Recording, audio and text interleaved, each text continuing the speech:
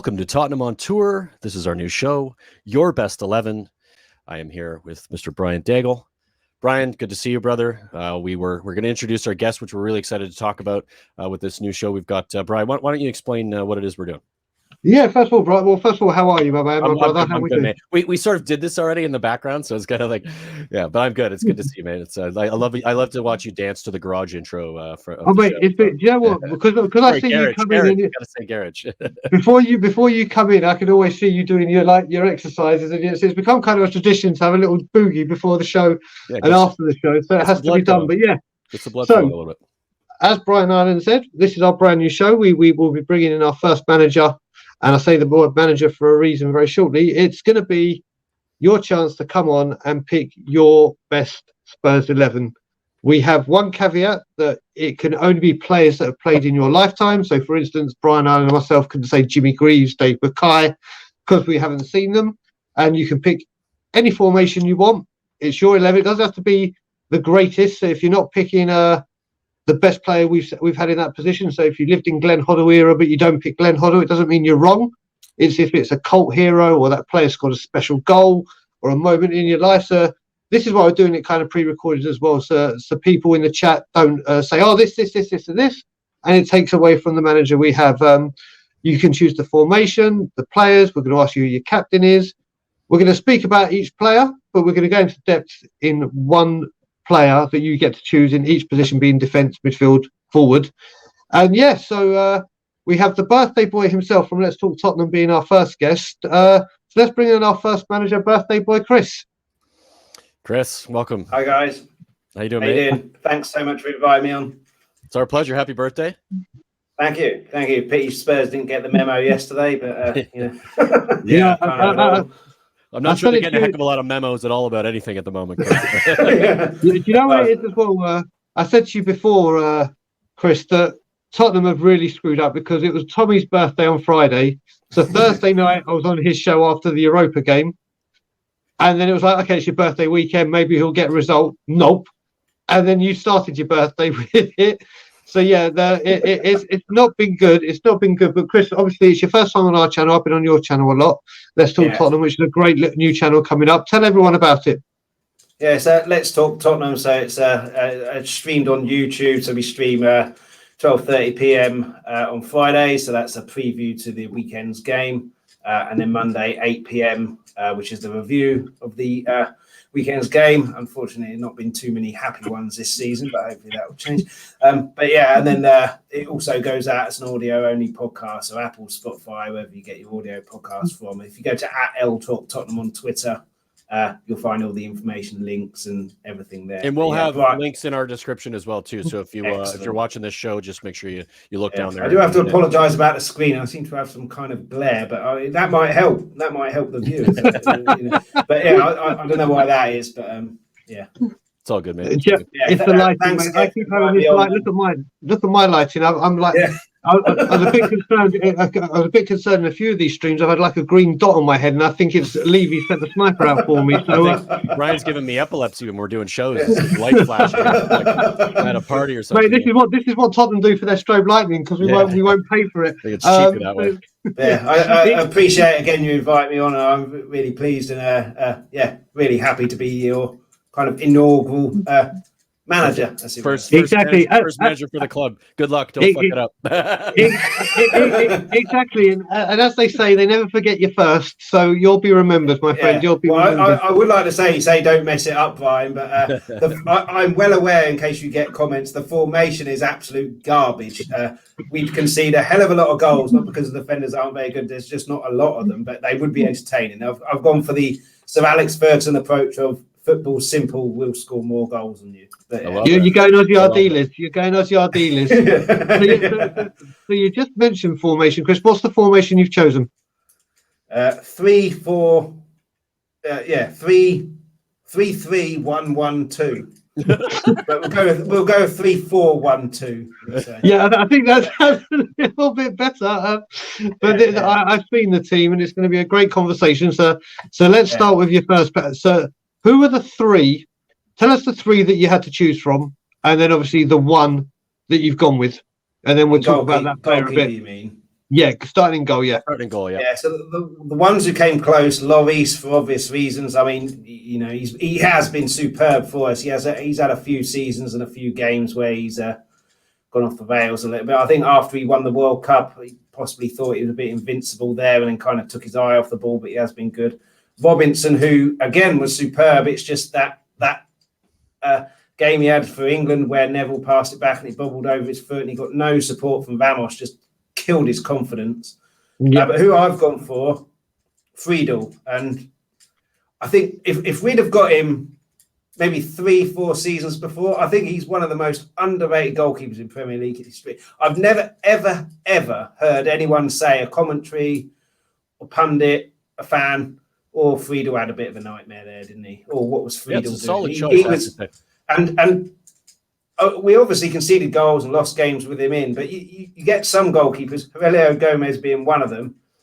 Aurelio Gomez is starting. Oh dear. But when Friedel started, I was never worried. Whereas there's been elements when Robinson played and Lloris played, like, I hope he's not going to have another one of them. But Friedel, I would never worried. And if we'd have got him maybe 4 years earlier, like I say, like Shay Given, he's one of the most underrated goalkeepers in Premier League history, I think. Yeah, I think that's a good shout. I really like that. So, you know what, Brad? This is a very. I love Friedel. I love Friedel, but this is a big shout for the very first one, the first goalkeeper we ever said. Do you know what it is? It's like you said, it's underrated. I think extremely underrated. I don't think there'll be a lot of people that say this one, but I can see totally why. I mean, I can remember his debut against United. We were meant to play Everton at home, but because of the Tottenham riots, it got delayed. So we played him at United. We lost 3-0, but he was outstanding. And the first thing I did, when Manu had a corner and our goalkeeper came out and caught it, I said to my dad, I was like, oh my God, we've got a goalkeeper that catches things at corners.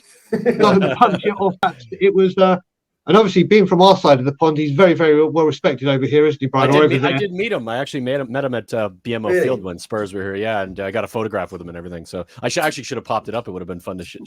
But he was really, really lovely guy as well. Good manager as well. Good with the players and a proper leader. Yeah, that's the other thing as well. When you ever heard him speak, interview, or whatever, because he's been pundit, hasn't he? He has. He had a little bit of a pundit, and he always sounds. He just sounds like it's losing is not an option. Losing is not an option. Yeah, he's intellectually like he's smart. He knows what he's doing when it comes to football. Yeah, and I just found him so reliable. Obviously, we conceded goals, and he conceded goals, but it's the defense in front of him, Chris. Yeah, I was never worried about him being in goal. They're going to put crosses in because they know our keeper's susceptible, and they're going to take pot shots because they know he's susceptible. I've never ever got that with Friedel, and I was always, we got Friedel in goal. That's good. Yeah, I think he was one of the first ones as well that actually went into yoga and everything. And you got to remember, he played, I think it was something like 300 or something, some stupid number consecutive games. And then for some unknown reason, we just decided to play Lloris on his debut in a 5-2 thrashing by Arsenal. Which was great management, obviously. But yeah, he was a great keeper and very, very underrated. Brian, you got anything else to mention with him? No, I think that's it. I mean, I think it's a great choice. I think Brad Friedel, again, I think you're right. I don't think there's going to be a lot of people who would make that choice, but I think it's a solid choice nonetheless. I would agree that with the right players in front of him, his save percentage and his quality would have shown through a little bit more. 2011 to 2015 wasn't our best time. We there were some good moments. Obviously, the Champions League run, but Friedel, I thought is a good choice. Good show. Okay, so then we got your back three. So we're going to do right centre back, left centre back, and then centre back because I know the centre. Like I said, I think the main centre back is the one that we're going to talk about in a bit more depth. So let's deal with who are the contenders and the winner for your right centre back, Chris? Well, this is where it completely falls down because I've not really thought about defence because I've thought about attack. Yeah, like I'm even looking at the players on here, and I don't even know which one is the right back. Yeah, well, I didn't even think of that. I basically put 3 defenders down and put one of them on the right, one of them in the middle. I'm gonna just take a guess at which one it is. The one that didn't get in, I'll say Walker. I had to put Walker in because that 16-17 team, I mean, you could have done a team. When Brian texted me about this, it was all about players that mean something to you, provide you moments. And that 16-17 team was the best team that I've seen in my lifetime. And you speak to, we've all got friends who are fans of other clubs, but it was a fairly big consensus that Spurs amongst neutrals were the most entertaining team to watch. And Walker was a massive, massive part of that. But the one that got in, I'm not sure he's a right-sided centre-back, but I had to fit him in somewhere. I just love You're Michael the manager. Dawson. If you tell them they are, they are. Yeah, I just love Michael Dawson, everything he kind of stood for. He's an ambassador now, and it took him a little while to get going. He needed someone like a King or a Woodgate to kind of show him the ropes and early doors, no pun intended. But yeah, he was an absolute leader, something that we're kind of missing at the moment. And he came up with big headers. He was similar to John Terry in the fact that there was no challenge he was afraid of making. And in terms of, you mentioned on my show earlier today with Julian Dix, we had a West Ham fan on who would do anything if it meant West Ham would get a goal or Dawson. I always felt the same. And it's just a shame that he left, really. But what a person to have as an ambassador. Yeah. He's one of my favorite players from Spurs as well. I would probably have him in my 11 if I was to do this show, for a lot of different reasons. Obviously, his football. He was, despite him being like he's a classic defender, right? He's a gritty. He gets in the face. He's big strong tackles. Really good on corners. Really good next to Lenny King. And them as a pairing was brilliant. And a captain. And he's really well spoken. Yeah. Lovely human. And I love Dawson. I miss that type of player, even just in football in general. You don't really see it a lot these days. It's not as common as it used to be. It used to be like your spine was made up of those players. We had one. Never ever hear a bad word against him, do you? No, not at all. You never ever hear, "Oh, Dawson, what an arsehole." He's full of smiles. If you've watched him in punditry now, he's just giant grin on his face. He's now obviously he's working with the club again as an ambassador, which is nice to see. And it suits him. He's a lovely player. For sure. He's a player as well. I've got a friend who's a United fan, and he was saying about people like Evra. In terms of the United way, he gets it. Dawson got Spurs very quickly, and there's a reason why he's a fan favourite, and it's because he embodied everything that kind of Tottenham are, obviously in a defensive position. Well, you've got to remember as well, when he came along with Andy Reid, it was Andy Reid that was going to be the one out of the two. It's kind of, we got Reid, and Dawson was part of the deal to make sure we got Reid, but it worked the exact opposite way. I mean, one of my favourite moments with Dawson. Yeah, but Brad, say your favorite moment. But I also wanted to ask Chris that question if he had a favorite moment. Yeah, we'll go on to that one. Cool. My favorite moment was the header he scored in the 2-1 win, the first goal in the 2-1 win against Chelsea. That's my favorite moment as well. Yeah, that's a good one. I mean, it was a great header from far out, and just his reaction whenever he scored. This is what he was like. This is everything he was like. Like we look at Højbjerg now, who celebrates like a throw-in. That's what Dawson was. Yeah, Højbjerg is the player that we have in our squad that's like that right now. Like when it comes to what they are like on the pitch and how they respond to effort and being a captain and a leader. It's great to see. Great trade for a player to have, especially in that position. It's kind of not lost art, but you don't really get players like that who are that kind of passionate, and it's slightly different now. You can't go into the challenges like he kind of does. You can. Try he'd be red card happy if he was that player. Oh God, wouldn't he just? But I love Dawson. Yeah, good show. So there we go. So now we move on to the left of the three. Right. Well, the one who didn't make it isn't a left centre back at all, but I had to keep him in for exactly the same reason why I said about Walker, and that's Danny Rose. But if I had a centre back in the centre and then Walker and Rose, we would get ripped apart. So I have slightly thought about it a little bit, but I just love Rose as well. If nothing more than for that goal against Arsenal in his debut. But again, he was under Pochettino, certainly at Tottenham, I think, but possibly in the league, the most improved player in that time. He was considered, well, he's a left back, but he's never going to get in the England squad. And then at that time, he was the only left back that was mentioned for England. And yeah, a really nice guy as well. There's still stories that he still goes to Tottenham Academy games and gives advice to the youngsters, even though he now plays for Watford. So you could run the argument that, you know, you're not at Tottenham anymore. What do you care? But yeah, I think he's a really nice guy, and everything that's happened to him with the racism for England, and then obviously the mental health suffered there. I think he's just a really nice guy, and he was another massive part of that 16-17 season and that era success. But I've gone for Vertonghen. I love his celebration. I'm a bit of a nerd. I love that celebration. But I mean, talk about Dawson, another player who got it and another leader. I mean, it could have been the one who didn't get in at centre back. I'm sure you can guess who that is. It could have been either him or Vertonghen here. But yeah, just a warrior, an absolute warrior, a leader, and again, never left anything out on the. Yeah, no, he left everything on the pitch. Yeah. That's it. Yes, yeah.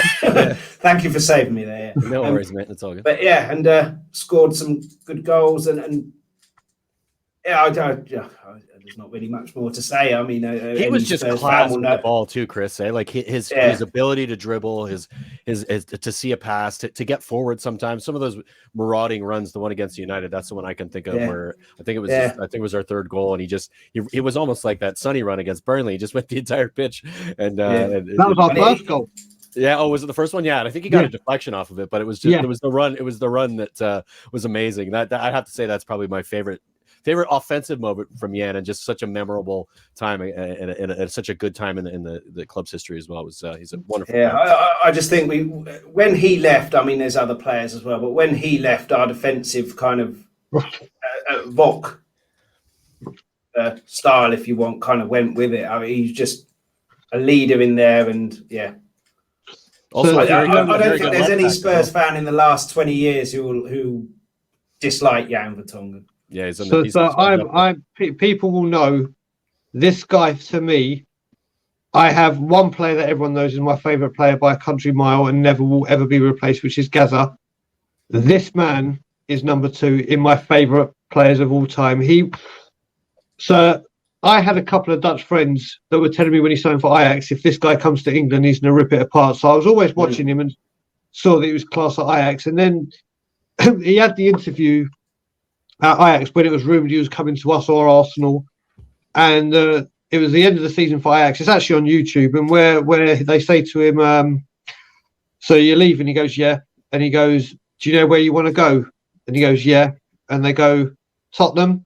And he goes, "Yeah." So he just blew Arsenal out of the water, and I've never seen a defender so quickly have an affinity with the fans. Obviously, Lenny King, because this guy was loved, and this guy, you know what? I just wish we'd seen him and King together. These two together. I know we got the blessing of seeing him and Toby. I would do anything. I wish he was still at the club. I really, really do. This man, like you said, for a coaching role. Imagine a young defender being taught how to defend by someone like Jan Vertonghen. Yeah, Lenny King was a coach, and that didn't kind of work out. But I mean, in terms of the knowledge to pass on, I think he will be back. I think this is a player you can pretty much put your house on at some point after he's retired. He will be back at Tottenham in some form of capacity, whether it's down the ambassadorial role or in the coaching capacity. There is no doubt that this man definitely gets in. And since we signed him until the day he left, every single Spurs shirt I had his name and number on the back. Every single one. My love for this man. Yeah. Well, I think he's someone, and I mentioned Friedel.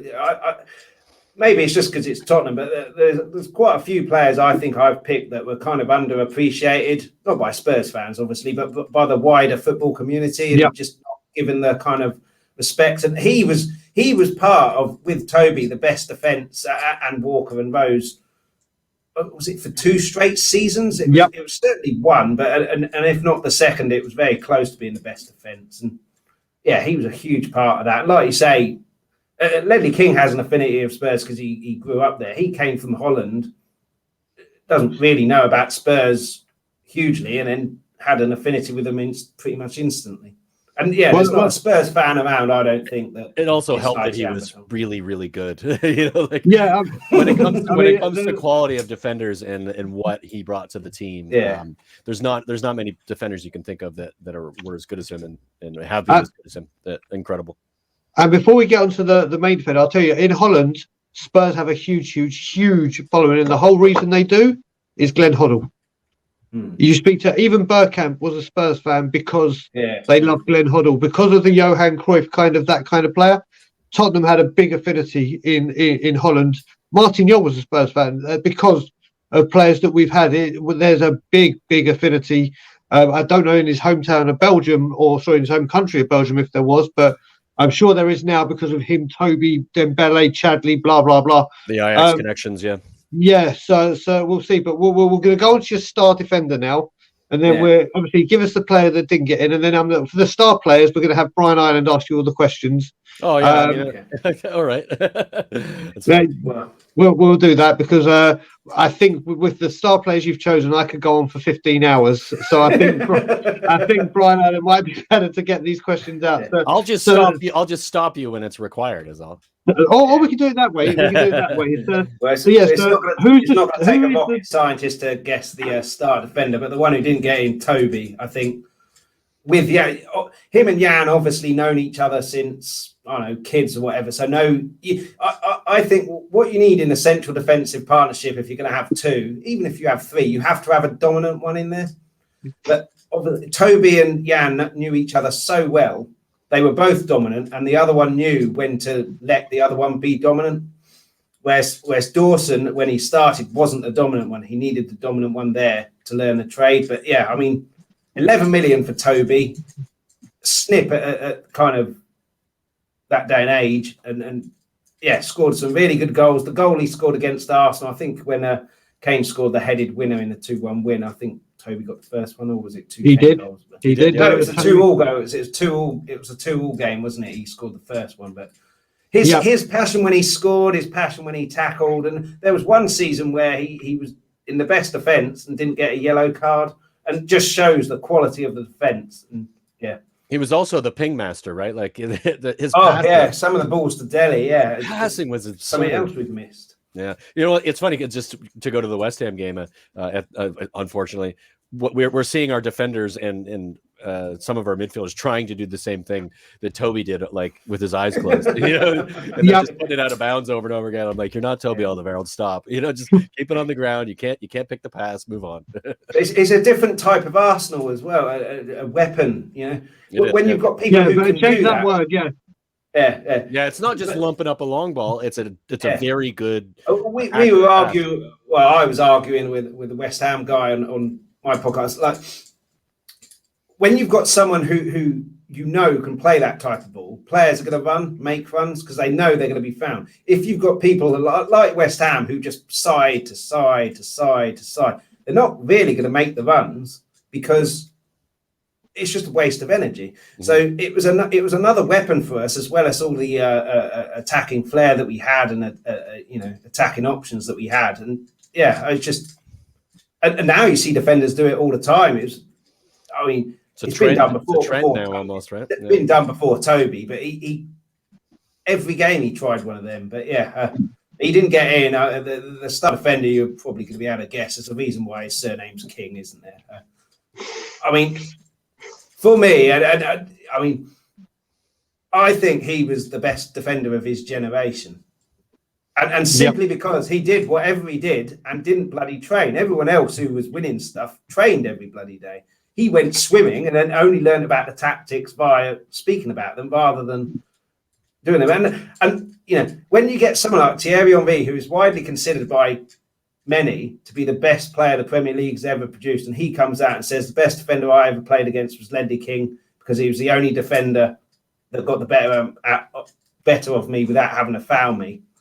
Yeah. And he only had one knee, and then he I think it was against Chelsea where he sprinted back and then last-ditch challenge. But a one-man club, this is my club, my one and only club. Make no mistake about it. If Lenny King was fit and didn't have those injury things, 99 to, I don't know, 2002, he'd have been at Tottenham because he'd have been off to a Barcelona, Man United, Real Madrid, whatever. And then he would have got the respect from the wider football community that he deserved because he would have been winning Champions Leagues, and it would have been Rio Ferdinand and John Terry fighting out for who's his partner in the England squad. It wouldn't have been, does Lenny King dislodge one of them? And he had absolutely everything: pace, power, leader, without screaming and shouting. But yeah, I think he because of his injuries and because he didn't win anything because he could only manage a few games on the trot, he's criminally underrated. But he had absolutely everything.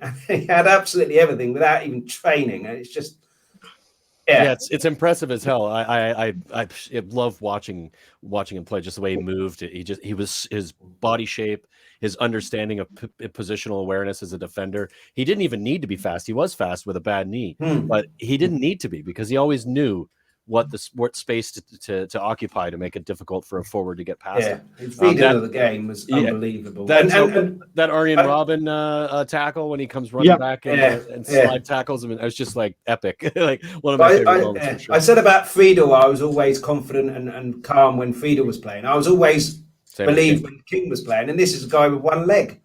Yeah, in a game where you're required to run and scored important goals and. He helped Dawson as well, no end. Woodgate did to an extent as well. But yeah, I mean, without Lenny King, Dawson wouldn't have been anywhere near the defender he 100%. was. He needed Lenny King to help him get through those first couple of years and learn the trade of being the leader defender. Yeah, I mean, I'd be very surprised doing this if you do 100 people here. I'd be very, very surprised if Lenny King isn't the star defender for like 90. Yeah, correct. 100%. Correct. You know what? You've mentioned two things. I mean, Brian mentioned the one that you did as well with Chelsea. To me, there's two iconic tackles that I haven't seen the first one live, but everyone remembers the Bobby Moore tackle on Pele in the Brazil 70 World Cup. That's iconic. That Arjen Robben one is exactly the same as that to me. That is probably the greatest tackle I have seen in my life and probably will ever see in my life because you put all the factors in with Arjen Robben being as fast as he was Lenny King being as far behind, and that tackle, it's not one of those where if he had mistimed that, it's a red card, it's a penalty, you're off, we're down to 10 men and our best defender gone. And the other thing you really brought up, I spoke about it so many times with this discussion, is exactly what you said, that you know what, his injury, as savage as it was and it ruined what could have been, probably helped Tottenham, because if he had been fully fit the whole time, I don't know if he'd be... Not that he wouldn't have wanted to stay because of his love for the club, but I think an offer would have come in that the club would have just said yes because of the money, because this guy was unbelievable. And you've got to remember, I don't know if people remember, but his starting game and his starting position was midfield. He was a holding midfielder. And then Graham said, no, you're a defender. I think it was Graham. Yeah, I'm sure it was Graham. And it was like, off you go. Just, there's so many memories for this guy with so many different goals. I mean... Well, I remember at the time, it was like, what the hell are we going to do? Because that awful person who went across the road, who I can't even bring the name of, who, despite the fact that we hate him, was a superb defender. And then what are we going to do? And then Lenny King comes in and he was better. But I mean... He if his injuries didn't have that injury, he'd have walked into any team in the world. If he was on for sale, there'd have been a queue around the corner for his signature, and he'd have walked into any team in the world. He'd have been winning Champions Leagues, Cups.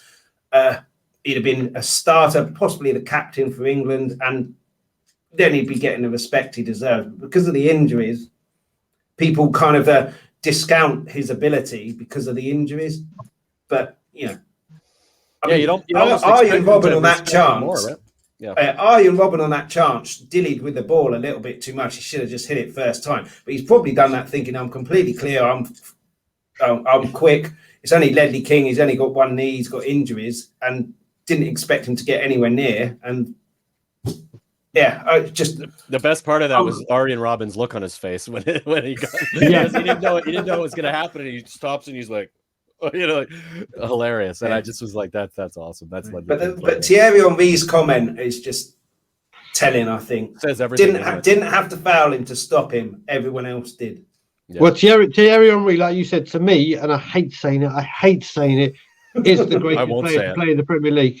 I won't say it. To me, he was, but that's enough talk about Arsenal. Yeah. So yeah, we mentioned Judas and Thierry, man. That is way too much Arsenal. So now we're going to start moving into the formation where we go a little bit more attacking minded. So let's go. How do you want to play this, Chris? Just tell us the first midfield you're going for. Let's say how you did it. Let's go right, left, and it's a 4 now, isn't it? Yeah, but there is a defensive one in there, so I have thought about it a little bit. But yeah, so there were 3 in this, so the 2 didn't make it. Modric, who what a player! Yeah, he'd be in mine. He'd be in mine for sure. Yeah, there's a reason why he wins the Ballon d'Or, but but he obviously wanted to leave us, so that puts him down a little bit. But he was. You talk about Glenn Hoddle in Holland. There'll be young footballers now, maybe 10, 12 years old, who look up to Modric because of what he did, and absolutely superb he was. There's nothing. That goal against Liverpool, I think, was it a half volley or a volley, but absolute screamer, and just the technique to be able to do that. And people said, didn't they, that he was too weak when he first came in. Yeah. And then he's gone and won the Ballon d'Or like not that long afterwards. So he was one. Another one was Sandro. Again, he got Tottenham. I love Sandro. His goal against Man United, I think in a 2-2 draw. Yeah, and he was another one who would only play half the games now because he'd be sent off for most of them because you can't go challenging him for that. But it's what you want to see, like certainly in the derbies that we've lost. Yeah, you want to see that heart. That every single game he played, there was a 50. The first 50-50 he was in, he won, and that sets the tone for your game. Certainly in North London derbies, the first 50-50 determines how your team is set up. It doesn't matter who has it; it determines the team mentality. And again, like he said, isn't he regrets leaving. But yeah, he does. The person I've gone for, again, one of the most underrated players in the Premier League era, not by Spurs fans, Dembele. I love Dembele. I was gutted when he left. And for 11 million as well, 11 million. But I just, people like Hazard and everyone in that Belgium team said he was the best player in the squad because they couldn't get the ball off him. And again, that 16-17 season, huge part. Him and Wanyama are essentially what Skip and Højbjerg are now. They're the security to allow, at that point, the Ericssons, the Delis, the Sons, the Kanes, and the fullbacks to go and do their stuff because they've got that security. And I think his greatest thing, and Ericsson did this as well, is these days when we concede a goal, and certainly when we were conceding 3 every game, when we concede a goal, it's like the Alamo coming at us.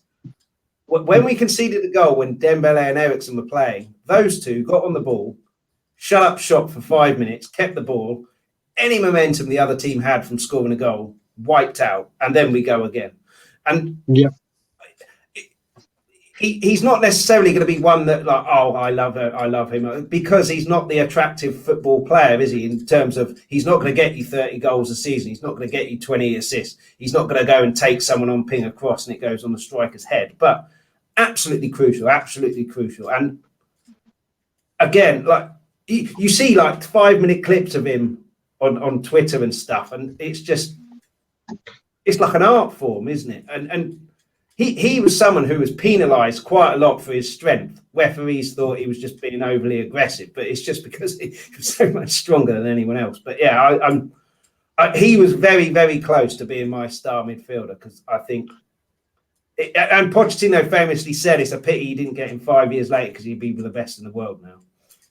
Do you know when it comes to him, I will be very surprised if people that have been supporters for let's say 20 years if he's not in every single person's like literally. He's one of my favorite Spurs players of all time for sure. Yeah, I mean, love watching him. Incredible. Yeah, so I was lucky enough to go to a lot of the 16-17 season, the last season at the Lane, and there's one thing watching Mr. Dembele on TV and seeing what he does, but there's a completely different respect that you get watching him live, because I was at the game where pretty much we lost the league. I think it was a season with Leicester when we drew 1-1 with West Brom, and when Denny punched a person in the stomach. For the first half, I'd seen 3 people trying to get the ball off him, and he's just like, wham, bam, off you go. They've gone flying into the East Stand, into the Paxton, and he's just running through. He was absolutely phenomenal. And like you said, if Poch had got hold of him a few years earlier, oh my good God. But Brian, I know you love this guy. So I'll let you. Yeah, I mean, there's not much to add to that. It's his strength, his dribbling ability, his ability to beat multiple players at the same time effortlessly was just incredible to watch. Just such a joy. Like, and if he was playing, you'd always know we'd get forward. His transition game to get from the defense to forward by carrying the ball and not having to worry about a wayward pass, because he just can dribble through anybody. Just incredible. I just love watching him play. I think we really miss him, and I don't think him or one of the other players you chose, which we'll get to, has been replaced yet. So I know that Tanguy's kind of like that. Like there is some similarities in their style of play, but Musa was just special, really, really special. And I think underrated as well, like you said off the top. Very massively. Ndombele is similar, but he doesn't have anywhere near the discipline. Yeah. Musa Dembele hardly went forward. Him and Wanyama were told to stay back, but I think Dembele had a little bit more license. He could get in between the lines. My favourite moment of his, he scored against Lyon, I think, whatever was the Europa League called back then, and in a 2-1 win. One of my friends is a big Fulham fan, who obviously we signed him from. I text him going, I love Musa Dembele. And he goes, yeah, he's a good player. It's a good guy. I was like, no.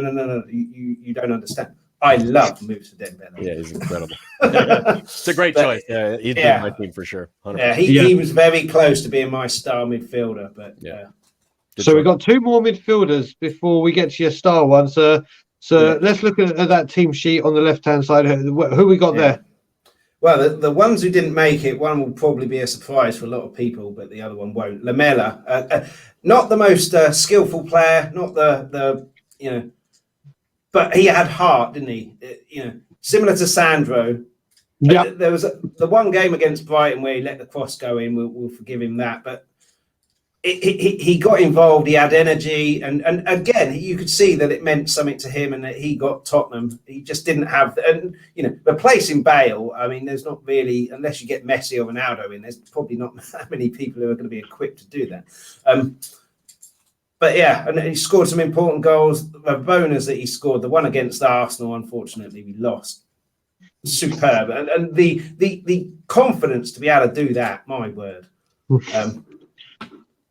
But yeah, and the other one who didn't make it, who possibly surprising, Bale. But there's someone who trumps him, who I'm sure people can guess. But I mean, what's there to say about Bale, really? I mean, 2012 single-handedly almost got us into the Champions League. It's really unfortunate. He was managed by Mourinho when he came back. It was it wasn't a chalk and cheese, wasn't it, really? One person who doesn't like attacking, another person who is attacking. But I mean, there was a goal he scored against Stoke where the volley, its foot was over his head, and he stuck. Is that the one that goes top corner? From Aaron Lennon's cross.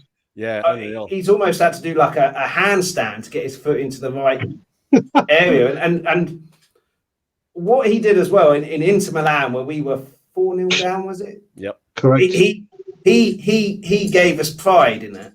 Obviously, he did a lot for himself, but I think not only did he give us pride, he gave us belief that we can do something in this tournament. Whereas if we'd have gone 4-0 down there, that's a confidence dive. Yeah, we wouldn't have gotten through to where we did for sure. But but he doesn't get in. The person who got in when I was doing the person that got in, I forgot about when I was doing this. I was, oh my God, how can I forget him? Son.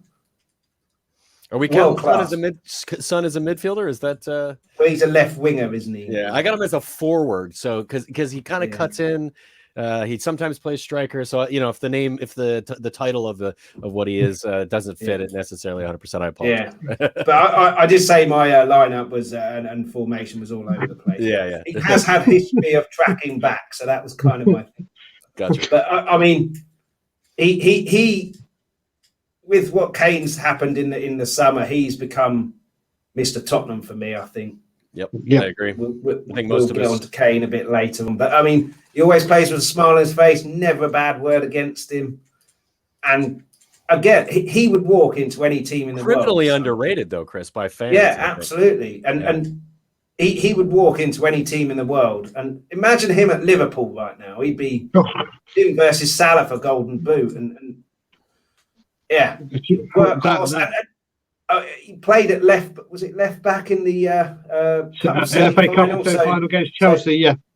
But you never ever hear Son's having a huff because he's having to play out of position. And when Kane got injured in 16-17, season before, season after, it was him who carried us through.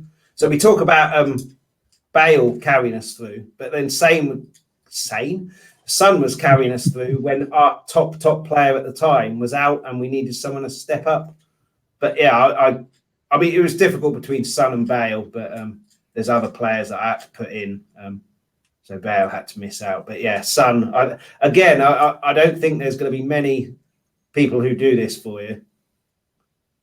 Yeah, I don't know. That either don't pick Son or there won't be anyone who doesn't like him. I wouldn't have thought. Yeah, he's got to be in most people's 11, I would imagine. He's just a joy as well.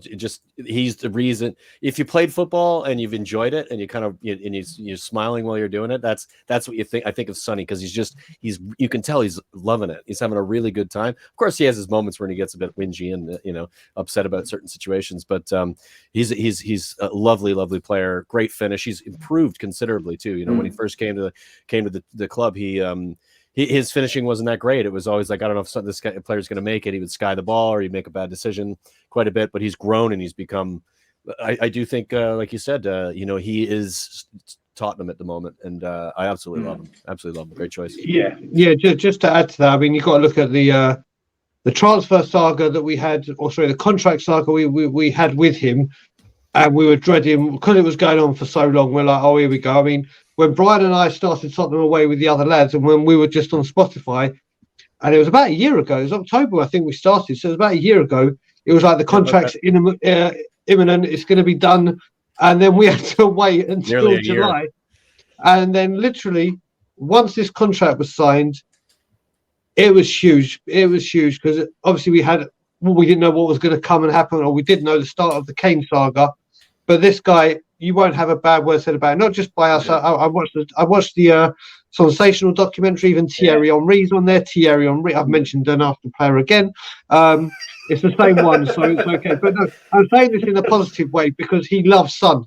He absolutely idolizes Son and cannot speak highly enough of Son. He's just a superstar, and he will go down in Tottenham folklore regardless of whatever happens or whatever he achieves or doesn't achieve. He will go down in Tottenham folklore, and I think he's going to be a very, very popular one in this kind of show. But he can take someone on, skin someone one-on-one. He can play up top one-on-one with the goalkeeper. It's probably a goal. Yeah, he's got so many strings to his bow, but like you say, Brian, again, another one underrated out of the Spurs community. How is nobody coming in for him even? You get all these rumors about all these other players in our squad, but Heung-min Son is arguably the best one in it at the moment. I mean, not even that. Even if he wasn't world class, the amount of revenue he brings in just because of the career market, he's a rock star in career. He goes to a career airport or whatever. It's like the Beatles going to an airport. It's 100%. Insane, and the merchandise that we get, and we've got a huge career market now. I think 11 million fans in career alone, and you'd have thought a fair chunk of those will buy shirts, which a lot of them go to the games, so they're obviously paying ticket prices to go to the games, and a lot of that's down to him. And then not only, but but not only that, he is world class. I don't care what anyone says. Oh, 100% he is. Absolutely. Yep. Absolutely. Yeah. The fact that he didn't get nominated for the Ballon d'Or and Mason Mount did. Like, what is that? You know, like Sonny is levels above Mason Mount. Sorry. I mean, Mason Mount might get there. Don't get me wrong. He's got the talent. He's a quality player, but Sonny's been doing it for the last 5 seasons in the Premier League at the highest level. Yeah, that's right, Bryce. I'll mention Filth players. You mentioned Chelsea players. Come on. I'm talking about how he isn't good enough, not how good he is. Yeah, and I'll mention Spurs players. Yeah, exactly. Yeah, that's the right way. So yeah, I mean, so let's see how attacking you're going. What's the right one before we get to your star one? Right. So before the ones that didn't get in, Darren Anderton, who. Again, I loved him. I think like Lenny King, if injuries weren't a factor, he wouldn't have been at Tottenham for as long as he was. And I remember a goal of his against Leeds. I think it was an FA Cup replay. It was disgusting. It was an outside of a right foot from 30 yards. It's aiming at the corner flag and it's curled in. Absolutely disgusting. And the ability that he had, the goal he scored against Colombia for England. Similar to Bale's, from what I remember, similar to Bale's volley against Stoke, it's fairly high. But yeah, the crossing ability, and it's just the injuries of one person I haven't written down who I have to, because you did say it's people who have provided you with memories and stuff. Yeah, Lucas Moura, he's responsible single-handedly for the greatest moment of my Spurs supporting life. Unfortunately, he's only really done that one moment. Yeah, just going to say he's been living off that pretty heavily since it happened, but it is one of the bigger moments in Spurs history. And the other one who didn't quite get in might be a bit of a surprise, and younger viewers probably won't know who he is. Vul Fox. I used to love watching him. He did say one thing in an interview that I heard: if I don't get the ball, I'm going looking for it, which I thought was terrible for shape. But then I have done a 3-4-1-1-2. But he was the first player I can kind of remember for Tottenham, definitely, who, when he got the ball, his first thought was, how can I beat that man and get a cross in or get a shot in? And obviously that's what you want to see when you're a kid, don't you? You don't want to see the passing side to side and keeping the ball, and that's possibly why someone like a Dembele is slightly underrated. But yeah, I used to love Vul Fox. Just do you know what, Chris? Before attacking. You mention the player, I'm going to have to tell everyone a funny Vul Fox story with me now. So it's not so much that it's a Vul Fox story. He is involved in this. Now, when we signed him, this was 1990 something. This is when I started going to Spurs away games as well. And when he signed for us, this was when the stadium was older than old. I don't even think the Paxton and Park Lane had been built or had been built, but not the way that Sugar built it. But anyway, he was at the club shop doing signings and interviews, and I don't know. I think I still got the VHS somewhere, but I obviously won't be able to play it anymore. But do you remember Spurs brought out these things that were like they did it in 4 quarters of like story of the season, and he bought the videos, and it really highlighted that. But anyway, he's at the club shop, and he's signing books, and we had an inset day at school, so we were off school. So me and my friend went up, and whilst Vul Fox is doing his interview, you'll see 2 little school kids, and I would have been, 14, 15 at the time. And I had my curtains, really curtains. I was about this high. I have a very high-pitched voice like this. And literally, I just walked past, going to the camera light. I photobombed him kind of thing. Unfortunately, I had 23 and Judas's name on the back, but not Judas, because he was still part of us. No, that was the season I had 8 Dimitrescu, I think. No, it was 23 Campbell. But literally, I just thought that would be the end of it on this video. And then we went to, what game was that I was at? I think it was Spurs Everton or something. And for the halftime show, they put this interview on, and I'm sitting there in exactly the same clothing.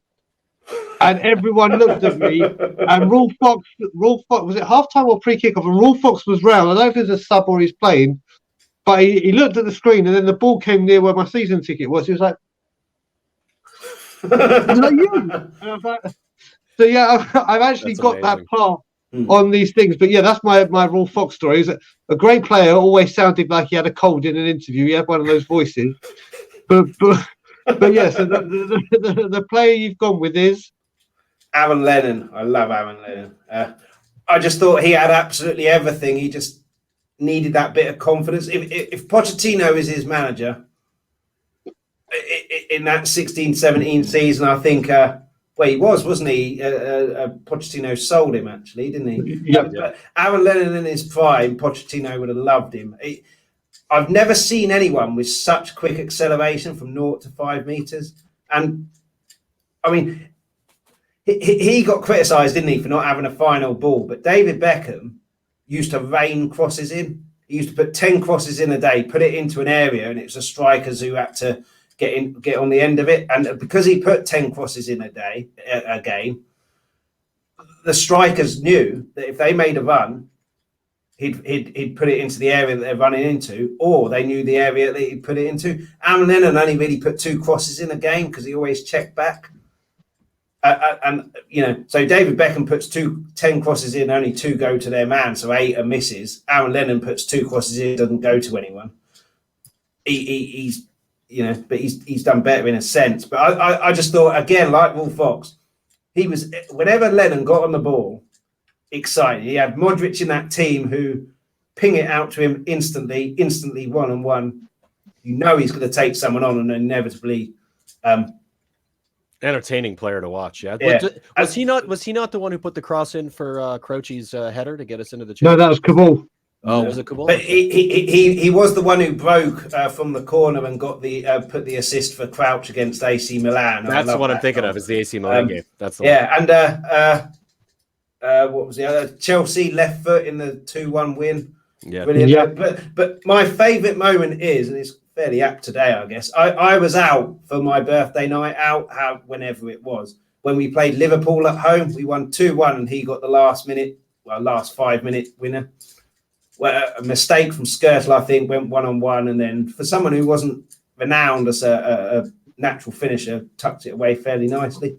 So that obviously set my birthday night out up even better. I think it was the 5:30 game. But yeah, I thought he had absolutely everything, was super exciting, so quick. Because I used to play as a winger. I was fairly nippy, and I was a bit of a weed. Aaron Lennon was short.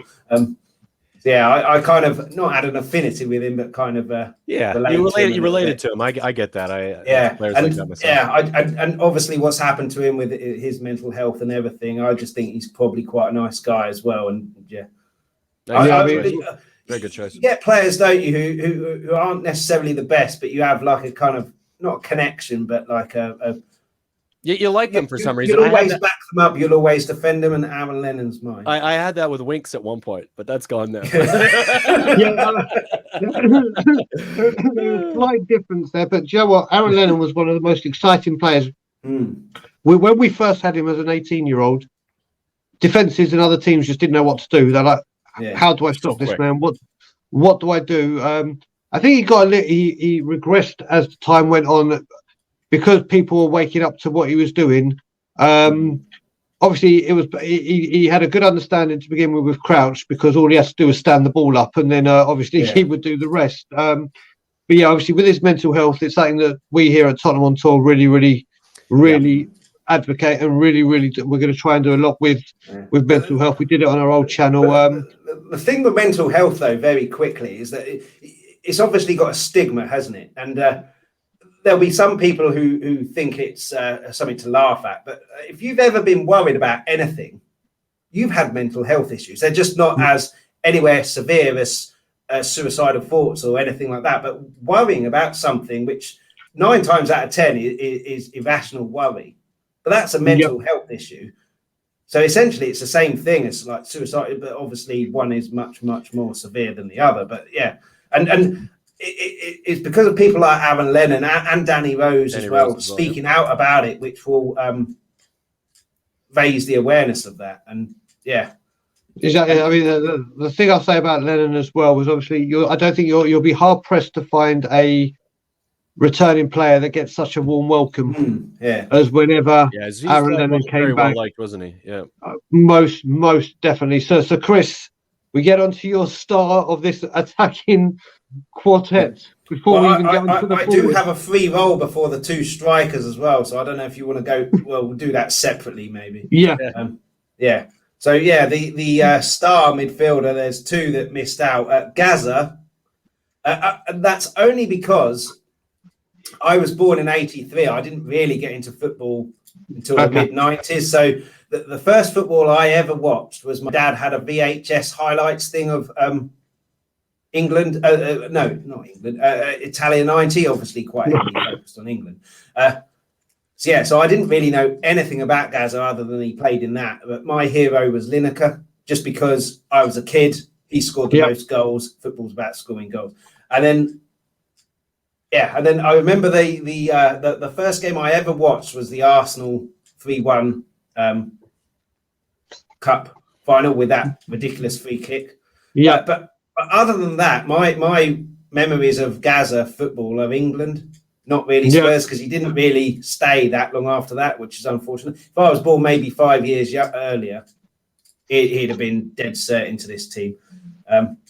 But yeah, I mean, there's no doubt that he's one of the best, if not the most naturally gifted players England have ever produced. Yeah, and midfield, but yeah, and what a character as well. I mean, you love to spend some time with him. The stories he'd be able to tell anyway. And the other one is Van der Vaart, which I love. Yeah, I mean, absolutely love. I mean, we talk about Vertonghen players getting it fairly quickly. He probably wasn't even off the plane and he got it. And I mean, he's always going to be loved by fans with how he performed against Arsenal and celebrated when he scored against Arsenal, and he always scored against them. And yeah, he got it. And he's famously said, hasn't he, that the biggest regret of his career was leaving Tottenham and not fighting for his place. But he could do everything. He could be a striker. He obviously formed a good partnership with Crouch, and he had a good pass in him, good spot for a pass. But yeah, the player that I've gone for, and the star midfielder, and Brian, you'll know from coming on my show how much I highly rate this guy, Eriksen. I think there's a reason we don't have any creativity anymore, and it's like you said, Brian, earlier, we haven't replaced Dembele and we haven't replaced him. And this is who I was talking about, obviously. Yeah, and I mean, he's loved even more now by football because of what happened in the Euros. But I said when he left, obviously a lot of players wanted him to leave because he kind of wanted, which I didn't have a problem with that if we replaced him, which we didn't.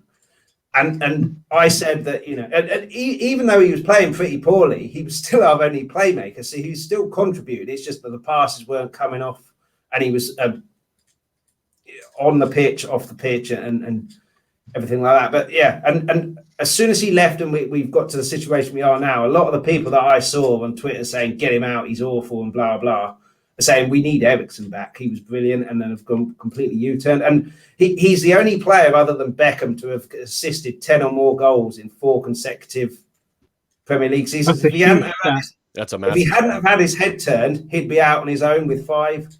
And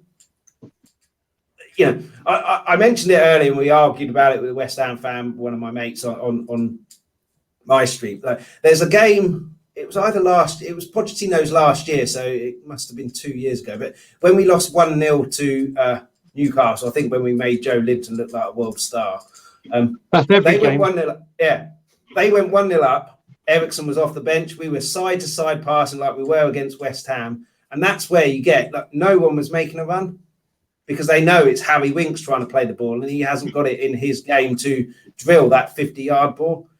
Then Eriksen came on, people were making runs, but Newcastle was so deep by then that the runs were going out of the pitch. But he was, I mentioned about Dembele as well. When we conceded the goal in those years, him and Dembele would get on the ball, they'd keep the ball and shut up shop for 5 minutes. Momentum was gone. And it's because of him as well, Dembele to an extent as well, but because of him, Ali looked so good. There's some players who need systems to play. Salah's a perfect example. Chelsea, where not that great, whereas Liverpool, it's all the strikers. Liverpool play with, here's our strikers, everyone else fits around them. Yeah. And that's why he's doing so well. Ali isn't anywhere near as good on the ball as he needs to be. So his best part is off the ball. And because he was Eriksen, Eriksen was our number. Now it is off the pitch, yeah. But in that 16-17 season and the season before and after, Ericsson was our number 10, but how many times would you see him like on Vertonghen or Alderweireld toes, just getting the ball and then passing it to Walker, running over to him, getting it back. And then all of a sudden, Ping springs straight to Son, one-on-one, skims him. Kane takes one defender one way, huge space there. Ali gets the run in, gets a tap in or gets a header or whatever. And I think without Ericsson, Ali has been the one to, apart from Spurs and our fans, to really, really suffer. And Son to an extent, because he doesn't get the ball quick enough now. I agree. And yeah, I mean, Ericsson, I can't rate him highly enough. I thought he was... Chris, he was my favorite player in those 3 seasons. Yeah, he was as well, mine. Like, I just, every time when he wasn't playing, or if he got an injury, he wasn't able to play, you just saw what he meant to the team, and that link up play, and that ability to see a pass, and that ability to just understand, that what it takes to get the team moving forward and to make chances happen. We miss him massively, and of course it's really hard to replace that, but you have to try. We just haven't done that remotely close to replacing the quality of Christian Eriksen, and it's a shame. I had a bit of an issue with the way he left initially. Because of how much I liked him. I was just like, oh, Eriksen, like, I didn't want it to go that way because I liked him so much as a player, and he seemed like a good guy, and he seemed like, he was Tottenham and he was enjoying himself. But he did play, shows there 7 seasons. 7 seasons for any player at any one club is a long time, and you can sort of understand why he might be like, hey, I'm looking for some other things to do. He'd been at 7 seasons and hadn't won anything. And it wasn't like he wasn't trying. I mean, he was our best player in some capacity for much of that period of time he was with us. So you can get it. And I think, post all of it, at the time I was really annoyed, but I think about it now and I have a little bit less annoyance and a bit more sympathy for where he was at in his career and what he was looking to do. So wonderful player, absolutely fantastic passing, vision, creativity, incredible player. So when it comes to, sorry, Chris, I was about to say, when it comes to Eriksen, I was just talking before about the Lenny King tackle and how about that was the greatest tackle that I've ever seen. That wasn't live. Christian Eriksen, thankfully, and I wasn't happy with how he left. I got to witness the greatest pass of my life live, and I was at that 4-2 FA Cup semi-final defeat to Chelsea, and that ball from Christian Eriksen to Dele Alli, Christian Eriksen was like right in line with me from where I was when he passed that ball, and the way he culled it around two defenders of Chelsea for Ali to just... I mean, the ball, the finish was great, but it was all about that pass. He was always hit with the right pace, the right power, the right curl, the right spin. He had accuracy was insane. Yeah, I mean, it was like a heat seeker missile. It just knew where to go. It was just phenomenal. But that's the thing that we all said. I think it all annoyed us so much how he left because we loved him so much. Yeah. I didn't have a problem him saying what he wanted. People, because I don't think he downed tools really. I think he just had a bit of confidence because he wasn't playing, was he? He said that, and then he was in and out of the team. But yeah, he came on against Brighton in a 2-1 win and changed that game. He set up he didn't set it up, did he? He put it to Aurier, who then put it to Ali, and he scored. But it all came from Eriksen's play. And people say, don't they, an assist is who passes the ball or passes it to the striker, but an assist can come before that. Well, if Alderweireld plays one of those long balls, Ali gets it and then taps it to Kane. Kane scores in. Ali will get the assist, but it's all come from Alderweireld and Eriksen ran games. I mean, there is a question mark over big games, and I don't think we played that bad in the Champions League final. We didn't have anything that you call completely clear cut, but that game changed and we lost that game because of that penalty decision. We didn't lose it because Kane started or didn't start or whatever. And Liverpool would have had a game plan which completely changed after a minute when they scored that goal. Right, we can sit back and soak up now. And they were so deep that but I didn't think we played that bad. And but yeah, I just loved Eriksen. He was my favourite player, like you, Brian, and loved just when he played well, we played well. When he didn't play well or wasn't playing, very true. We didn't. And you can tell the great players because you notice them when they're not playing. Yeah, unless they're a defender. When a defender, you don't notice a defender. That's because he's had a good game. True. Now we'll go on to your this team. I'll tell you what, this would be a breathtaking team to see. Entertainment. Well, Definitely I've would be had guaranteed. 2.5 years of bloody defensive nonsense. So it's like At least all this will have forwards. some goals. So let's talk about the man in the free role. Yeah, so the free role who didn't make it, Robbie Keane. I mean, there'll be a lot of people who do this who will have Robbie Keane in their team, and very possibly one of the starred forwards or whatever. But yeah, I mean, 2 spells and he could do everything. He's been around forever, hasn't he? He was a 16-year-old at Coventry, and he's a 30-odd-year-old now on TV, and he doesn't look any different. He's just got a bit slightly greyer hair. But yeah, what a player! And that goal against Blackburn, was it, where he's just mugged Robbie Savage off? I mean, not many players can A, do that, and B, have the cheek to do it in the first place. But I mean, you talk about goals out of nothing, and just my dad called it when he went to Liverpool. My dad said he'll be back before the end of the season. I said, put a bet on, and he goes, and then obviously he comes back before the end of the season. But I mean, what can you say about Robbie Keane? But he doesn't get in because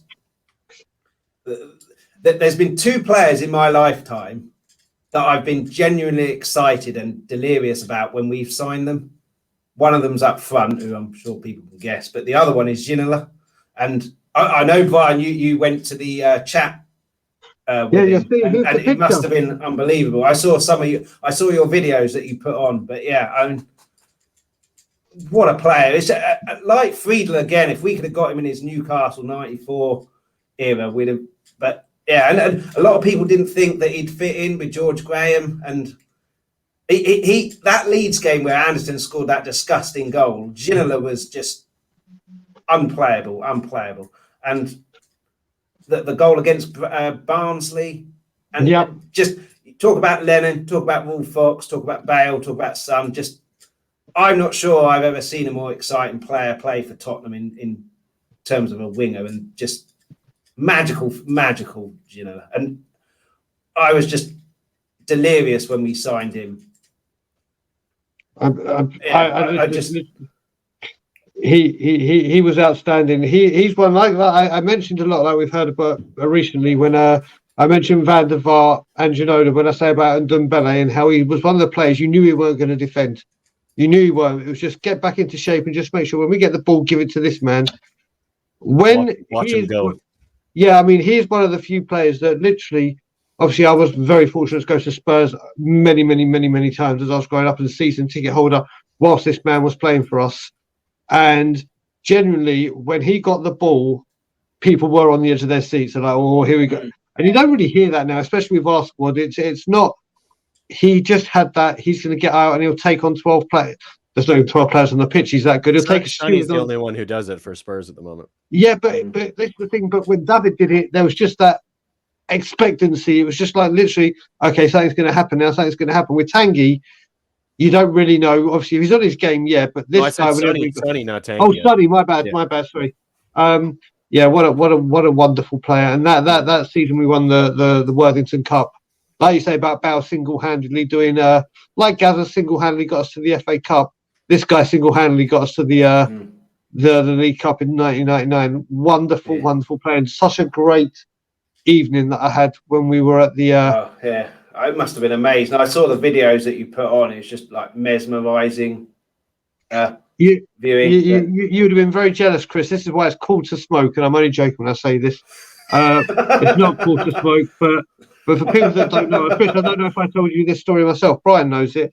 Literally, we went out to go have a cigarette. Me and Daddy Kiriakou. We went down to have a cigarette, and as we were going down to the security part or the front entrance, which was down a couple of flights of stairs, like no, just go into that fire door there. There's steps, like emergency steps out there. Just go have a cigarette. So we're like, sure, yeah. Danny and I went out, lit up a cigarette. 5 seconds later, doors open up. David Ginola comes out and has a cigarette with us, just sits and chills with us for about 10-15 minutes. It was absolutely incredible. A wonderful guy, but what a player.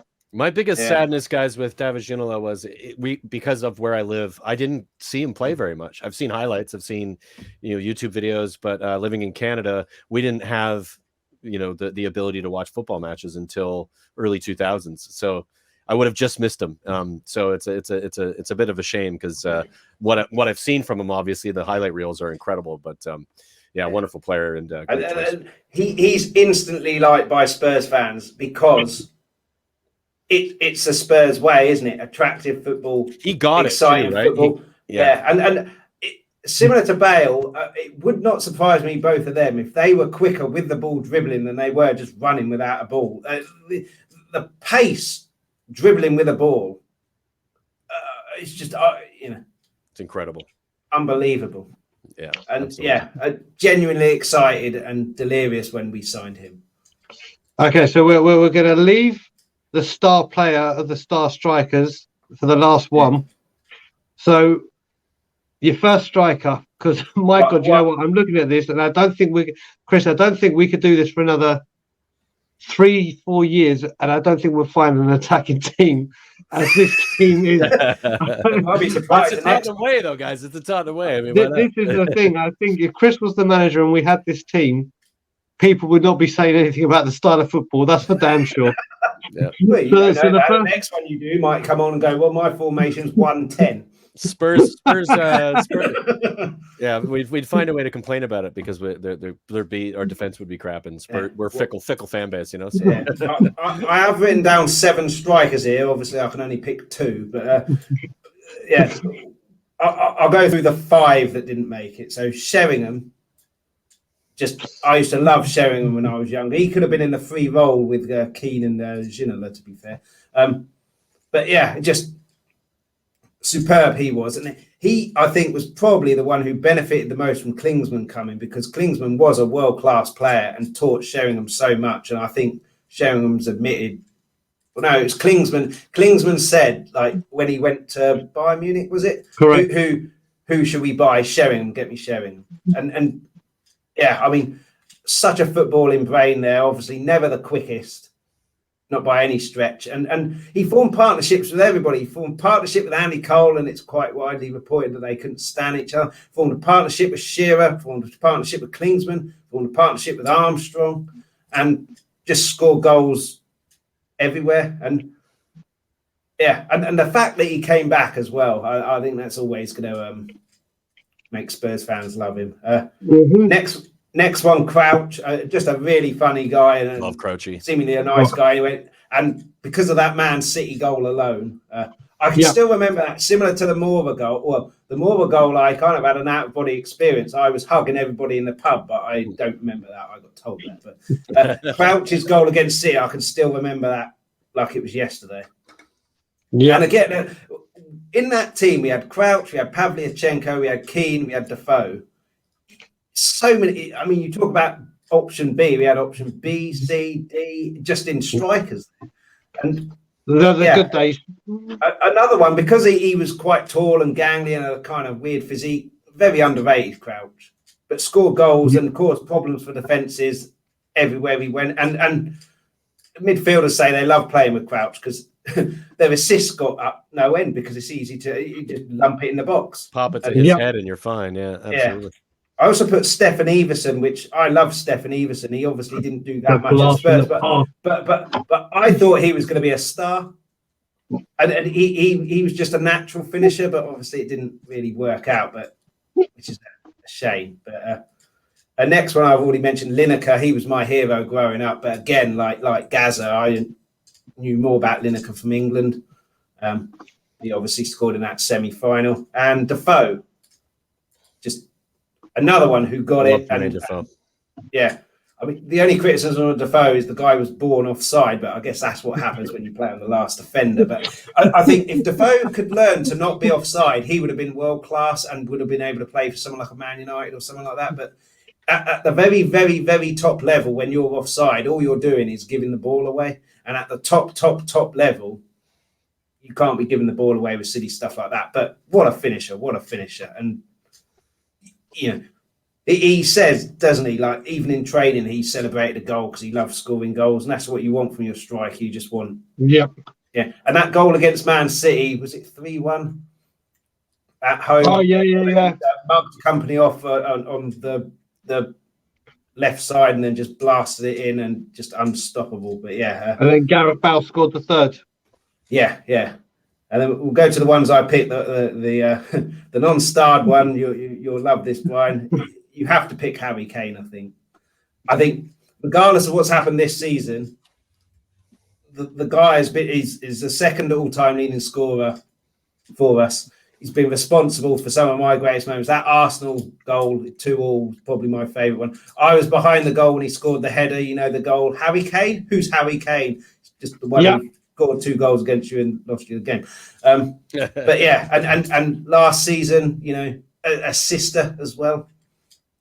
We were arguing on my show whether he's a bottler and stuff like that, and then you know there's a possibility of that, I guess, but we won't go into that. I don't think so. But yeah, he's one of those guys as well. Generally, Wout van Nistelrooy is the best striker I've ever seen in the Premier League, because when he was 1-on-1, you might as well just pick the ball up, put it on the centre circle.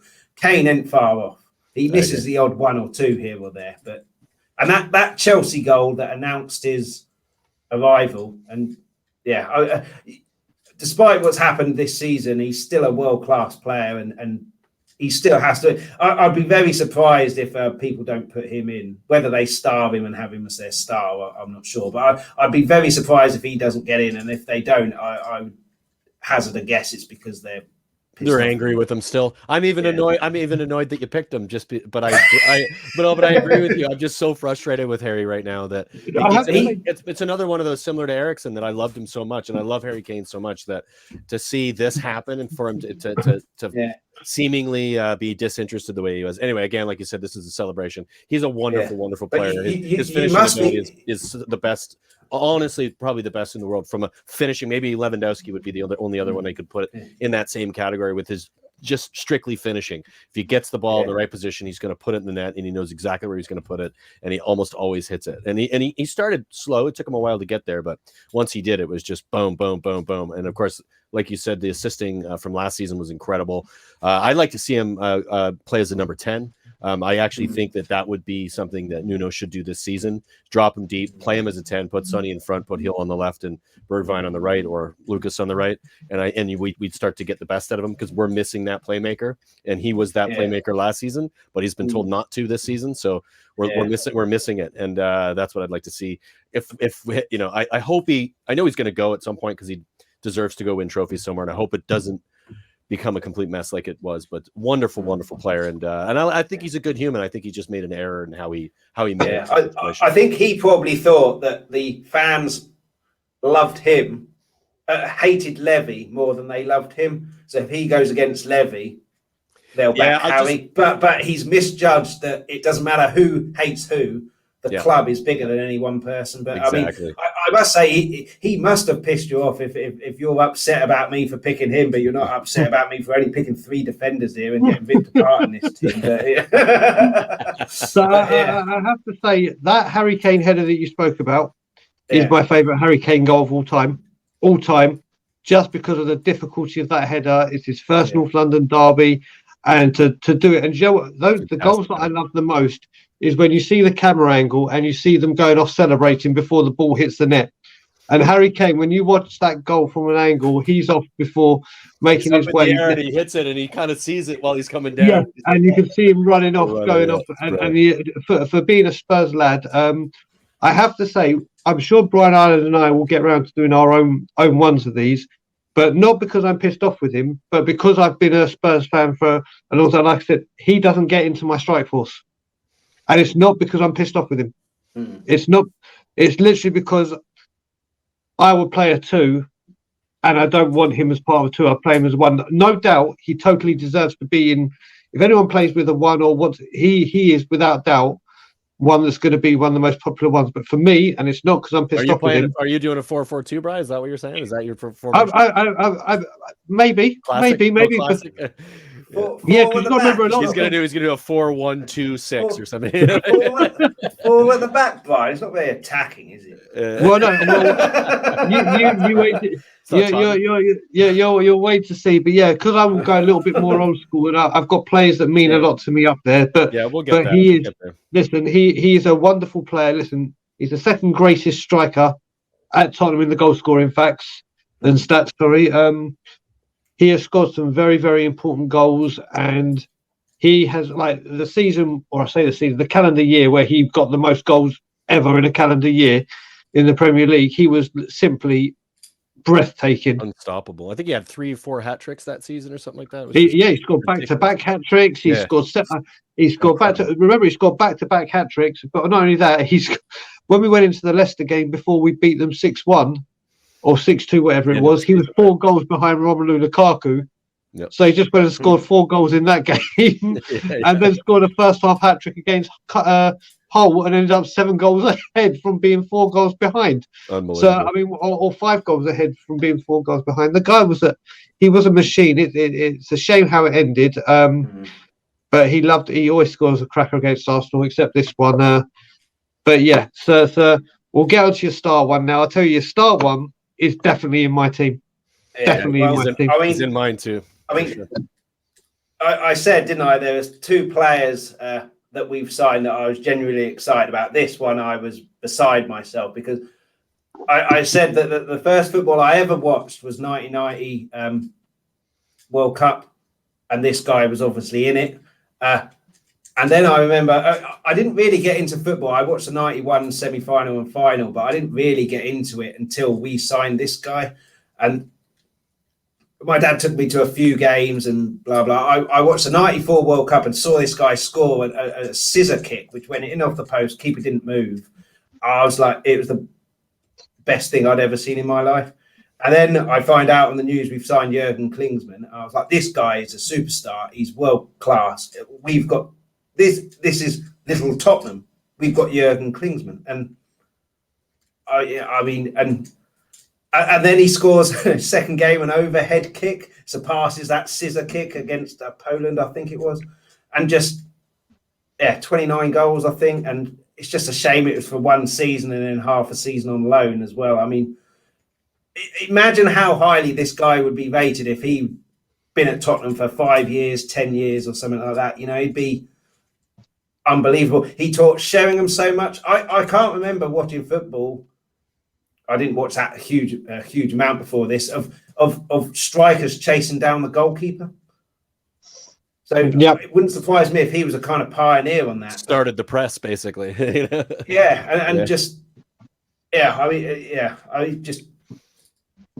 Speechless. I can't say anything. Well, to add to the story, Chris, for me, when I became a Tottenham fan, I went to England with a friend of mine for other reasons, for work stuff, and he was a Tottenham fan, and he's like, "Do you want to go to a football match?" And I was like, "Of course, let's go." Like I grew up playing football, and I wanted to go to a game, and we went to the Lane, and it was 1994. Jurgen Klinsmann. It was Newcastle in November. I think Spurs won 2-1. Jurgen scored incredible. That was me. I was an instant fan. So Jurgen Klinsmann is one of the reasons I'm a Tottenham fan, for similar reasons to you. Just incredible player. I think I went to a Middlesbrough game. I think it was 0-0. Unfortunately, he didn't score, but the movement of the guy, you know, it's unreal. Just little tiny movements and get some space. He just didn't get the service. I can't remember if he had any shots or not, but it's just.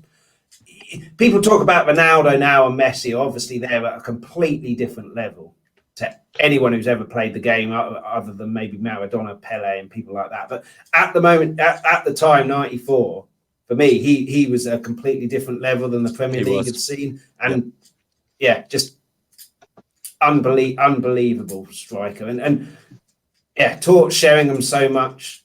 Taught the Premier League so much with the chasing the goalkeeper down, and again, like if he was 1-on-1, it's a goal really. You might as well just not bother shooting. You might as well just put the ball on the spot. But just super exciting time as well. And I love Jurgen Klinsmann. This guy, Chris. First of all, like you said, I don't think you'll find anyone, any team that stayed at a club for a year and has the affection of the fans, and not just the fans from us. To add to that, Brian, he also has the similar affection to the club, which is also great for being such a short time, right? He absolutely adores Tottenham, and I love that. When he came, you got to remember, like the goal scoring stuff. Like he came when we signed him. It was on. I remember the day. I was at my cousin's house, and it came on Sky Sports News, and it was on Alan Sugar's yacht that we'd signed yacht for £2 million. £2 million. And you got to remember, they had the whole thing about him being a diver, and the first thing like that he spoke with Sheringham as soon as he scored his first goal. Bang! I'm diving.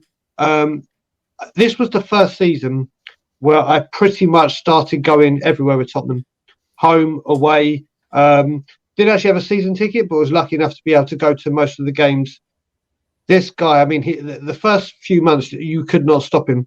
I think he scored 9 goals in his first 6. He was just absolutely flying. And this is how much of a nice guy he was. This was when you could go to the Spurs training ground, and it was in Carterhatch, which is a little way, about 20 minutes from where I live now by car. And you could go to the training ground. It was an open training session. Ozzy allowed it, and then Jerry Francis allowed it. And this guy, wherever he went, with all the money he was making, obviously it wasn't the money they're making today, he had the same Volkswagen Beetle that he drove. He shipped everywhere he went because he didn't believe in, I've got all this money means I have to have a Lamborghini, I have to have a Mercedes, I have to have. Classy guy. He would sit and talk to everyone, and you got to remember when he came back to us as well, that was to help us because we were in dire strait and we're going to be relegated. He weren't getting the game time. He could have gone anywhere. It's like, nope, Tottenham want me. I'm going back. This guy, anyone in the Premier League, you speak about Jurgen Klinsmann now, even Arsenal fans will say, do you know what? He was bloody good. He was just, you got to remember as well, this was when the 94 is when the Premier League was just getting up. It wasn't the foreigners coming in as they do now. He opened the door for a lot of them, because this is one of the first foreign, like the big foreign, if not probably the first big superstar foreign player to come into the Premier League and has such an impact on it. I'd say Cantona maybe before him, but in terms of... He came before Cantona. No, Cantona was 91 or 92, wasn't he? Oh, yeah, no, you're right. My bad. But I'm saying Cantona had the impact as a foreigner, but he wasn't a superstar at Leeds or Sheffield Wednesday. Yeah. When Jurgen Klinsmann came into the Premier League, it was, oh my God, a genuine world superstar. He was an established world star, wasn't he? Which is why World Cup winner. I mean, I followed Spurs because my dad's a Spurs fan, so he'd take me to a few games here and there and all that, and then this guy turned up, and it's like, oh my God, I know. But I'm following him now. But he was just outstanding. What was your favourite goal, Chris? The one against Poland in 90 now. I don't know really. I can't really remember. He scored obviously that 4 goals against Wimbledon, which helped keep us up. But obviously that was on loan. But probably the Everton one, just because it was an overhead kick, and I think that was the first time I'd ever seen anything like that. But I'll log off this when we finished, and then I'll wake up tomorrow and go, I should have said that goal. What about yourself, Brian? You got a favourite Klinsmann goal? It's the one I saw when I was at the ground at White Hart Lane, and I was able to watch the guy. And I was always into football, like I said, but I would watch mostly international football because that's what we would get in Canada. That's what they would show it on NBC or whatever sports network. But we didn't get to see football. So it was my first time watching English football live. And I don't remember the goal specifically, but I know he scored. And I remember my mate telling me, that's Jurgen Klinsmann. I know who Jurgen Klinsmann is. Like I just watched the previous World Cup, and I'm well aware of it. I didn't know that he was playing in England because I didn't know anything about it. So I'd have to just go with that. It just gives me chills like thinking about it, because it's the beginning of me when I started supporting Spurs, even mostly through newspapers and having to see what mid-table mediocrity we were at for much of the 90s. But incredible player. My favourite goal that he was involved in, he didn't score it. It was Sheringham's winner against Liverpool in the FA Cup at Anfield. But it's just Klinsmann holds it up, and then it's a little pass to Sheringham straight into his path, which obviously looks easy because it was, I don't know, 2 yards, but it's one of those ones that you can easily take your mind off of it or eye off the ball, and then you end up hitting it too soft or too hard. And it was just weighted perfectly and just showed that the partnership was just, they understood each other's game so well, and they understood each other's game so well. Literally, as soon as he came in, you talk about chemistry, don't you, in like actors and stuff like that and other things. They had the chemistry there and seemed to know each other's game instantly, and both intelligent players. We've spoken about Sheringham's intelligence, but top strikers generally have to be selfish. He wasn't, and he's still a top striker. And that was my favourite goal, but he didn't score it, but he had. So I have to just say, I'll say my favourite goal. Then we'll come to your final decision, which is who's going to captain this very defensive team. My favourite goal, easily, and I urge everyone who hasn't seen this goal to go and watch it, was a goal that I got to see live, which was his volley against Sheffield Wednesday. Or a half volley, should I say. A long ball comes in and he's one-on-one with a defender. And I think he heads it down or the ball back, and he just absolutely, with no thought of anything else, just wallops a right foot half volley right into the top corner, and the commentator goes mad. He goes spinning around and round. It is one of the greatest half volleys you will ever see, and I've never heard a reaction like that. But I used to go with my dad, and obviously when you're a little kid and the noise goes, your ears are more sensitive to loud noises. But that Klinsmann goal, holy cow, what a finish that was. He honestly was. I think he's going to walk into a lot of people's teams. I think he's easily going to walk in. The only way he won't is if you get someone quite young, because 95, what's that? That's 26 years ago now. So if you get someone early 20s, they're not going to have known Klinsmann. And your caveat was they have to have been alive. Exactly. They have to have played in your lifetime. So that'll be but anyone who's alive and watching Tottenham during 94, 95, I'd be amazed if they don't pick him. Exactly. I mean, I think it's more going to be the point when we get people of an older, when they can start mentioning the Greavesies and the Archibalds and the Crooks and all that, where maybe he may fall down. Yeah. But like you said, with this time period, people of that age, you can't discount Jimmy Greaves, can you? Of course. I mean, if you're of that age, he has to walk. Yeah, unless they go the opposite way and want to play a really, really defensive game, and go the opposite way, and then they're not a Spurs fan if they're doing that, Chris. Let's be honest. Exactly. So, Chris, final thing for you: who are you giving the captain's armband to? Well, I'll give it to Lenny King. There's only 3 real captains who have been captains of the team, and they're all the defenders who are going to get ripped apart. But Lenny King, like I said, I think the best defender of his generation. It's just the injuries hampered that being a worldwide view. But in terms of, he had, like I said, he had absolutely everything. It's just, and if the injuries weren't there, he would have been long gone before 2012, and Tottenham would have been playing in Champions Leagues and winning leagues and all sorts. And people say, oh, maybe he was a big fish in a small pond. He had absolutely everything. So he would have gone into, a Man United, a Barcelona, like Klinsmann came into Tottenham. It wouldn't have even been an adjustment. And he was a great captain. Like that. But he didn't need to scream and shout, did he? Some it was people usually just speaking and just directing, and you could just see it with his body language. Some people think that to be a good captain, you have to scream and shout because it shows passion. But organisational skills and the reading of the game was correct, unbelievable. 100%. Yep, correct.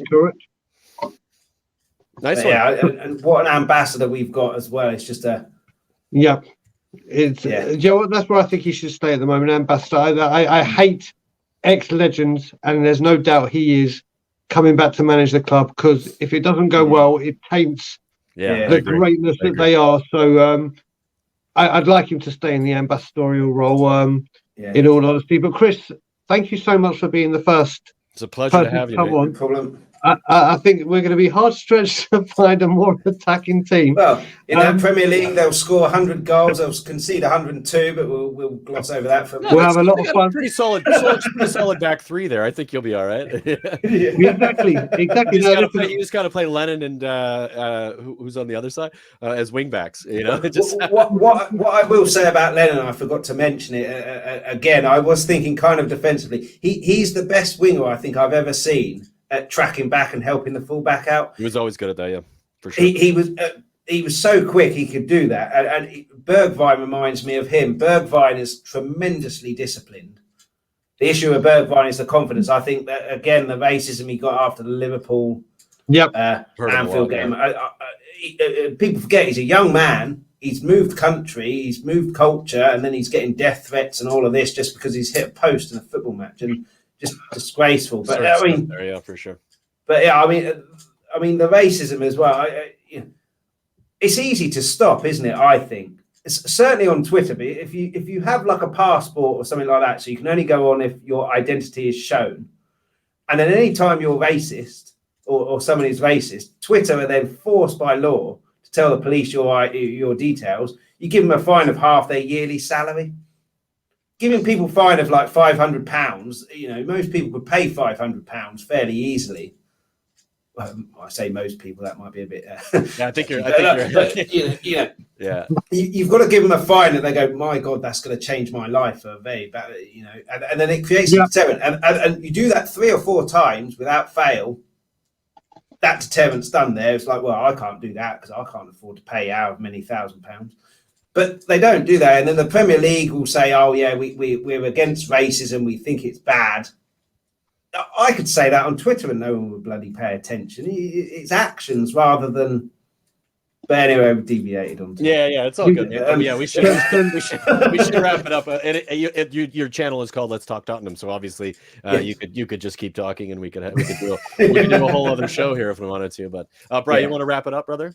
Yeah, no, I just want to say, Chris, like we said, first of all, thank you for coming. Now, guys, this week we want to make this. Mate, pleasure, but we want to make this kind of a regular thing. So, any guys or ladies that are watching this and want to come on, please leave a comment in YouTube saying, "Yeah, I'd like to come and do this." Do not put your team selection in there because we don't want to give everything away. Just say you'd like to come on in the comments or let us know what you thought of the show and what you thought of Chris's team. And then, just let us know. Put in the comment that you'd like to do it, or reach out to Tottenham On Tour, which is Brian's Twitter, or my personal Twitter, or if you have us on social media or WhatsApp, get in touch with us, and let's have you as the manager and see how your team would fare up against Chris's. Yeah, and then maybe at the end we'll try to figure out who would get more goals from whose team and who's going to win. Who's going to win our league? Well, if mine doesn't get the most goals, I'm going to be livid here. Hey, Chris, make sure you go subscribe to Chris's channel as well. Let's talk Tottenham. It will be in the link in the description. So hop over there and make sure you subscribe and like his videos. Good stuff. New channel, but some really good stuff. Brian's been hopping on there, and hopefully I'll jump on there at some point as well. So make sure if you're watching this to Tottenham On Tour, hit the like, hit the subscribe. Great content that you guys do as well, and Cheers, Chris. Cheers. Thank you very much. Absolute pleasure, brother. It was fantastic, and we'll be back. We'll be trying to do this as often as possible. So let's, like Brian said, reach out to us as soon as possible, so we can roll with it. We'd like to do like once a week if we get enough people who want to do it. So thanks for watching, and we'll see you guys soon. Have a good one. See you later. Go on, you Spurs. Leave.